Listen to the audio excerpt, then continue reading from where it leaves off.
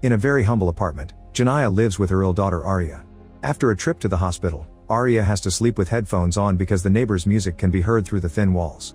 They wake up early and Janaya bathes Arya while reminding her not to play with her science project since they don't have the money to fix it if it breaks. Arya reminds her mom that the teacher has been asking for her lunch money and Janaya gets frustrated when she learns that the teacher shamed her daughter in front of the whole class. On their way out, Janaya gives some coins to Benny, a man in a wheelchair. Her landlady sees this and yells at her because she hasn't paid rent yet. The landlady reminds her she's already filed the eviction, so Janaya tells her she'll bring the money during her lunch break after she gets paid at work. In return, Janaya asks her to tell the neighbors to keep the music down, but the landlady refuses, saying they have the right because they do pay rent. When Janaya drops Arya at school, she promises to bring her the lunch money during her break. She says hello to the principal, who watches her in shock and confusion. Then Janaya goes to her job at the grocery store, which is already full of people. Her boss Richard doesn't even say hi and rushes her to work because one of the cashiers called out sick. Both Richard and the customers insult her just because she walks at a normal speed to her spot. A woman tries to pay all her groceries with a benefits card and Janaya explains that some of those items are non-eligible. The client gets angry and leaves without buying anything, so her husband throws a bottle at Janaya on their way out. Richard complains about the mess and orders Janaya to clean it quickly before someone slips. The other customers also complain because they have to wait more. While Janaya goes looking for the cleaning things, her coworker notices how much she's suffering and tries to lend her some money. However, Janaya turns it down because she knows her friend needs it too and they're getting paid today anyway. At that moment, Janaya gets a call from the school because Arya didn't bring the lunch money and has a suspicion wound. Janaya tells them she fell in the tub, but the teachers are still wary. Richard finds Janaya on the phone and forces her to hang up, so Janaya begs until he agrees to give her a 30-minute break so she can rush to the school to fix the issue. She also asks him for her paycheck, but he refuses. Then Janaya stops at the bank to get her last $47 for Arya's lunch, but the ATM says insufficient funds even though she has some money in her account. Manager Nicole explains that the ATMs won't give her money if it leaves the account with less than the minimum needed to keep it open. Janaya chooses to close it, but to do so she has to wait in a very long line, so she leaves with nothing. Afterward, Janaya gets to the school and screams when she sees her daughter being taken away by Child Protective Services. She begs for mercy and explains that Arya is sick so she needs special medicine, but she's ignored. Janaya goes on a rant, explaining how she works 2 jobs as she has a breakdown and hears a screeching sound in her ears as if her reality was crumbling. After taking Arya's fallen bag, Janaya rushes back to work in the rain. She's in such a hurry that she accidentally cuts off Oliver and almost crashes. Oliver yells at her and throws a drink at her car. Janaya just keeps moving, but Oliver says he'll make her regret it and starts following her. Suddenly he hits her car with his, causing it to slip on the water. Janaya stops the vehicle before anything happens, but then she can't make it start again. When she gets out of the car to check the engine, she's approached by a police officer, so she tells her about the guy chasing her. However, Oliver turns out to be a cop too, so he threatens Janaya with finding a way to legally blow her brains out. After the cop sends Oliver away, she asks Janaya for her documents, which have expired. Janaya desperately explains she will renew them today after getting paid, but the cop still impounds her car. Janaya has no choice but to walk back. Richard immediately yells at her because she's wet and took 2 hours instead of 30 minutes, so he ends up firing her.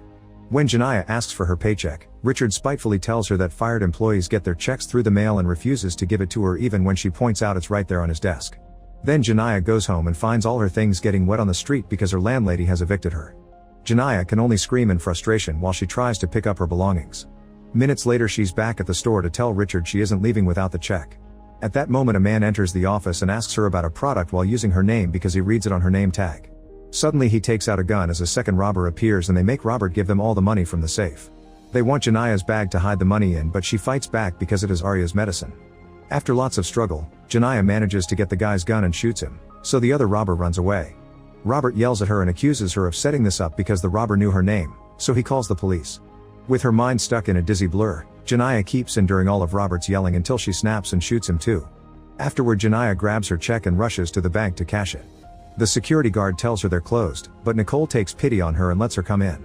Unfortunately, the teller asks for an ID and Janaya doesn't have hers because the cop took all her documents with the car. She explains her situation, yet the employee refuses to help her, so Janaya snaps again and reveals she still has the gun. The teller presses the emergency button and soon Nicole gets a call from the authorities. She describes Janaya for them and tells them that she has a bomb because she's mistaken Arya's art project for one. Meanwhile, detectives Raymond and Grimes are looking at the crime scene in the store and Janaya's actions are clearly seen on the security recordings.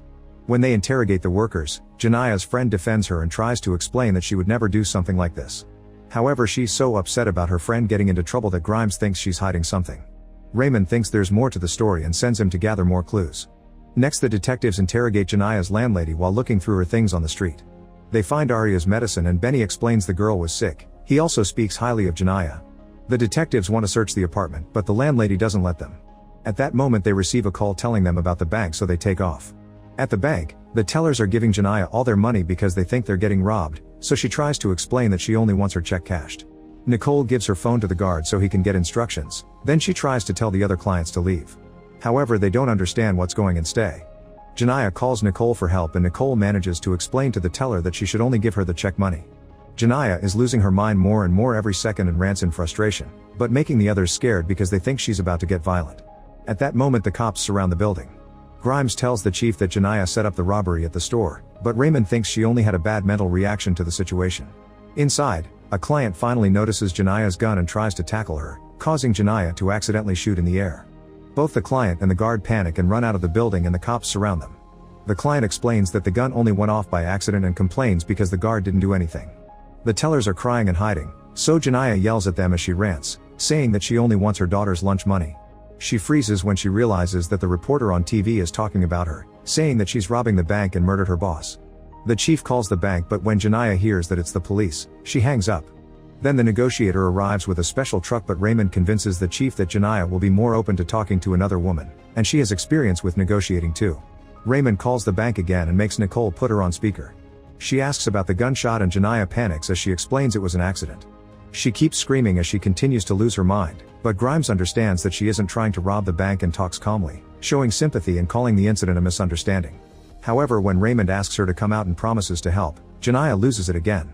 She says they just want to put her away like they put away their daughter and nobody ever helps her.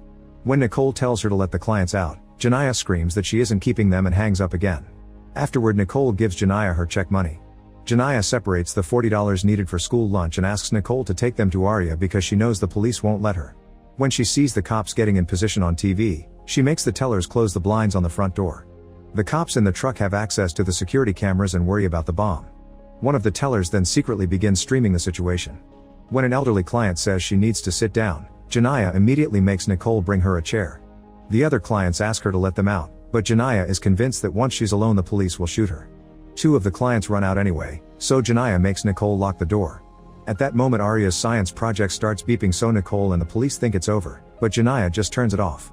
Saying she needs to think, Janaya goes to one of the offices. The tellers want to use the chance to leave, but Nicole tells them not to move because they don't know how Janaya will react. She comes back with chairs for everyone, explaining she knows what it's like to be standing all day. Raymond sees this and tells the chief that real criminals aren't this nice. A cop enters the truck saying that they've acquired the blueprints of the bank, so he wants to go in with flash grenades. However, the chief doesn't want to risk it because of the bomb. Some cops think they should call the FBI, but Raymond thinks that's ridiculously overreacting. Obviously this is just a desperate woman and she hasn't even hurt anyone, so Raymond wants to give her a chance while the FBI will probably just shoot her on the spot. The chief agrees and makes Raymond call the bank again. Janaya hates the sound of the phones ringing and wants to turn them off, but Nicole convinces her that the police may help her get to her daughter. As soon as Janaya picks up, she starts explaining the whole situation and Raymond finally understands why she thinks they won't help her. Janaya remembers Oliver and thinks he's there to shoot her like he promised. She mentions what really happened during the store robbery, the problem with her check, her daughter's medicine and wound, her 2 jobs, her evictions, and all the other details of her terrible life. Since the teller's phone is still streaming, the video goes viral and people all over the city start feeling bad for her. A crying Raymond shows her understanding by sharing that she grew up in a similar situation and promises to help, but she needs her to come out. This causes Janaya to go crazy again and she says she won't come out as long as there are cops outside, then she hangs up. Raymond is devastated because this is touching on all her personal issues and she needs to leave the truck for fresh air. When the chief discovers that Janaya is being recorded, he orders his men to jam the signal. At the same time Janaya realizes that the security cameras are on and asks Nicole to take her to the switch. One of the tellers uses the chance to try to leave, but the door is locked. Janaya turns off all the cameras, leaving the cops with no way of knowing what's happening. Then she goes back and the others tell her they need the bathroom, so Janaya lets them go one at a time. Outside, Raymond and Grimes are checking the system but can't find the cop who attacked Janaya. People are starting to gather behind the police because they're asking for Janaya's freedom.